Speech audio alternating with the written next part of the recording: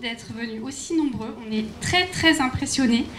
C'est l'idée d'une soirée qui nous trottait dans la tête depuis pas mal de temps parce qu'on se disait que les vacances c'était le moment idéal pour partager avec vous nos coups de cœur et avoir un petit peu de temps, un temps privilégié pour vous parler des livres qu'on aime. Alors j'ai choisi La couleur des sentiments parce que c'était le cadeau, parce que j'étais tirée au sort, j'ai eu de la chance. Et puis ça, je vais l'offrir à un ami, j'aime bien, mais d'abord je vais l'offrir à un ami. Je trouve que le sujet, c'est un peu du fantastique, c'est intéressant. La couleur des sentiments, donc, qui a eu le Grand Prix des lectrices de Elle.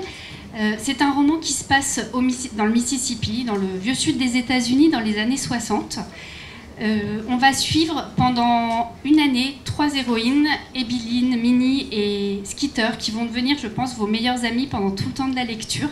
Des héroïnes extrêmement attachantes et dont on va suivre les aventures. On est en 1900, donc je vous ai dit dans les années 60. La ségrégation est encore extrêmement forte, surtout dans cette partie des États-Unis, même si Martin Luther King commence à faire entendre sa voix et que les premières protestations résonnent. Et Jackson, la ville qui est le cadre de ce roman, c'est la capitale, c'est une petite ville de province où tout le monde se connaît, où tout le monde s'espionne un petit peu et où chaque famille bourgeoise blanche a des bonnes noires à son service. Des bonnes noires qui élèvent leurs enfants, mais qui un jour, quand les enfants sont grands, les croiseront dans la rue et seront ignorés par ces enfants qu'elles ont tenus sur leurs genoux. Alors moi j'ai choisi L'Armée furieuse, parce que je crois que j'ai lu à peu près tous les Fred Vargas, sauf celui qu'elle a écrit sur Battisti, mais ça je me le réserve pour un petit peu plus tard. Donc là on va retrouver les mêmes personnages, je sais que je vais me régaler. Ils sont passionnés et on le voit bien quand on vient déjà leur demander des conseils tout au long de l'année, ils répondent toujours avec passion. Alors là, Jonathan Tropper, il est en train de... Alain, je crois, il était en train de présenter le bouquin juste au moment où je suis arrivé. Et tout de suite, ça m'a donné envie de le lire. On a toujours un personnage un peu typique, le trentenaire en crise. Le trentenaire qui soit a une déception amoureuse, soit a vécu un drame dans sa vie et qui n'arrive pas à reprendre sa vie normalement et qui décroche et qui, à un moment donné, a besoin d'un coup de pouce. Bien évidemment, sa famille, comme dans les comédies américaines, ils sont tous plus ou moins fêlés. Les parents manquent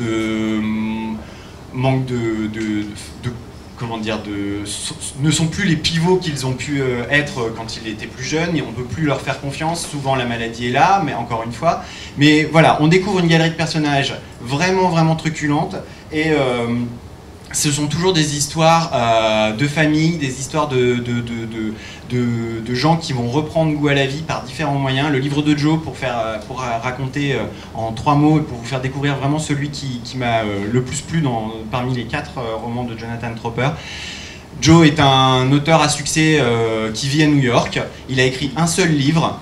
Le livre est devenu un best-seller, a été adapté au cinéma. Il n'a plus à s'inquiéter pour son avenir. Sauf que Joe vit tout seul dans son appartement et que, hormis son agent littéraire, il n'a plus de contact avec personne.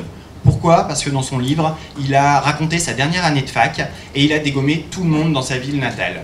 Il a fait un portrait à l'acide de tous les gens qu'il avait côtoyés pendant cette dernière année et depuis qu'il a écrit son livre, une dizaine d'années à peu près, il n'a pas remis un pied dans sa ville et de toute façon, il n'a pas intérêt. Quand je viens déjà au Furet, je lis systématiquement, pas systématiquement mais presque, les petits coups de cœur. Là, j'aime bien lire parce que c'est vrai qu'il y a beaucoup et parfois on est un peu perdu et c'est déjà un moyen de se repérer quand on veut un bon roman. Je me fie quand même beaucoup à ce qui est déjà mis sur le coup de cœur. Je trouve ça extraordinaire et ils parlent tous très bien et ils donnent tous très envie d'acheter les livres et on peut faire des réserves pour l'été, donc je trouve ça formidable. Et puis j'aime bien choisir des bouquins que je ne connais pas du tout. Et là c'est bien parce que ça donne envie de lire des choses qu'on n'irait pas forcément lire. C'est très bien, j'espère qu'on va le refaire parce que c'était très intéressant. Elles font déjà passer une certaine passion et je trouvais que c'était intéressant. Quand on vient ici, on sait qu'on peut demander des conseils et on a toujours des bons conseils.